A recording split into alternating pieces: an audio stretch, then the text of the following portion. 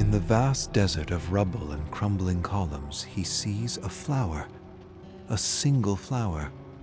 He shambles through the ruins and extends his hand into a blurring image.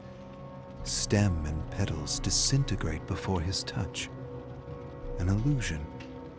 He looks up, and there, another flower. He rushes toward it as the ground beneath his feet shatters. Endlessly he falls through the remnants of lost and forgotten realms. He wants it to stop. He can't take the rush of hot air and the feeling of his organs rising into his mouth. He hits the ground. Ribs jut out of his chest. Jagged bones rip through his fetid skin. Where am I? What is this place? He's in a half-remembered laboratory. He sees an emblem, the company. He remembers the wars, the opium wars. He remembers the prisoners and the experiments and his endless search for doorways into other realms. He found them, just not the way he thought he would. Warm blood pools around him as thousands of decaying prisoners in company fatigues grab and claw at him. This isn't happening. It can't be happening. You're dead. You're all dead. He closes his eyes. A collective roar, and the prisoners lift him over their heads and toss his broken body into a lightless dungeon. Dark, cold, lonely. He shivers and begs. One more flower. I'll do anything. Just give me one more flower. Power is in the mind. The eye of the mind, as the mystics called it. The eye that lets us dream and visualize is more than we think it is. Much more. It is a key, and it opens doors. Endless doors. And the key is a secretion.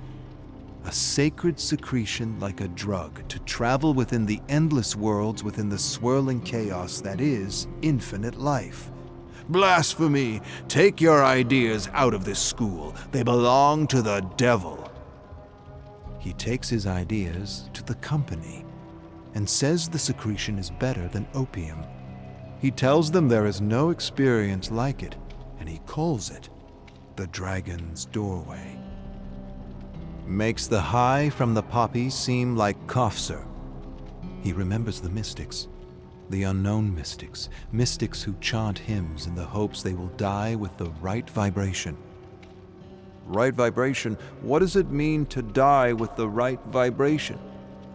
It means they believe different vibrations open different doorways to realms unknown. Death opens the doorway, and the dragon carries you away. The company is interested. How would you harvest such an opioid if it's only secreted upon death?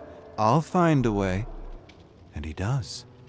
Only they find him before he can complete his life's work.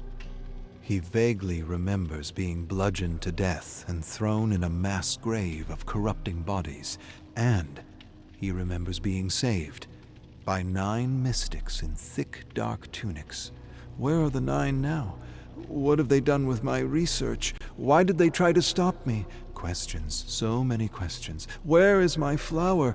In your mind. He thrusts his fingers into his sockets and tears out his eyes and digs deep into his head, searching for a flower. One flower. Even with no eyes, he can see. It doesn't make any sense. He clambers about the muck and grime. He slips and falls, and suddenly realizes he's clambering over a heap of rotting prisoners and addicts. He pushes through as the groveling men and women beg for more opioids, for tea, for syrup, for opium-laced candies. They make ridiculous promises. Take my house, my money, my children, take everything. Give me more, just a little more. They sound like him. He pushes through a blur of faces he vaguely recollects. Lives ruined, shattered, destroyed. Wasn't his fault. He hears a disembodied voice. Kill them all, and a flower you will have. He stares down at the agonizing men and women and withdraws his cane. smashes through limbs and skulls furiously. Heads burst open like watermelons. Bones break like dry sticks. He doesn't stop until he stands atop a mountain of flesh, vomit, and gore. Where is it?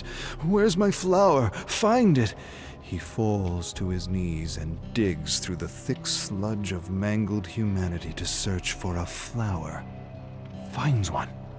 But just as he touches the flower, it withers away and disappears along with the remnants of his past. Talbot. My name is Talbot. He remembers his name as he stares at 9 hooded figures approaching him. He stumbles over a crumbling pillar with strange symbols written in a language he half remembers.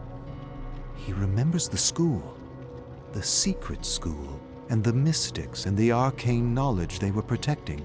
He was getting too close, and he wasn't ready. Humanity wasn't ready. Knowledge without wisdom leads to self-destruction. He doesn't care about any of that. You condemned me. You all condemned me, left me to wither away. A hooded figure approaches him. You condemned yourself, Talbot. You condemned yourself. The 9 hooded figures disappear as a massive dragon bursts through the ground and peers down at him with dead black eyes. The hideousness of its face transcends anything he's ever read about, seen, or imagined.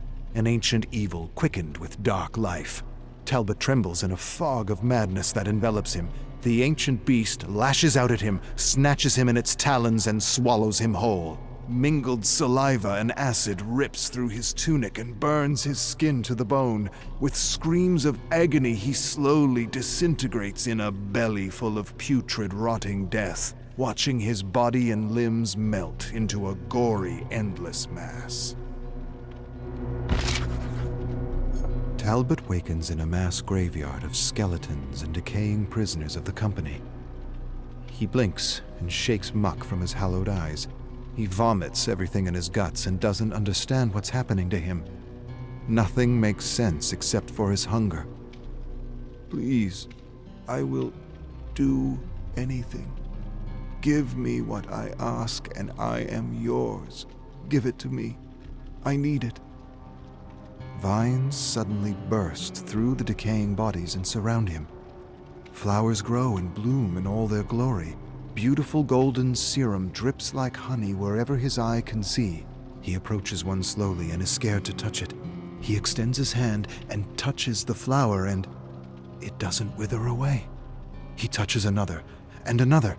Nothing happens. He goes to grab the flower, but instead, the flower grabs him. Vines like tentacles burst out and wrap around him and rip through his veins. 9 hooded figures approach him with disapproving looks. Knowledge without wisdom leads to self-destruction. They inch up to him. Be careful what you wish for, Talbot. Be careful what you wish for.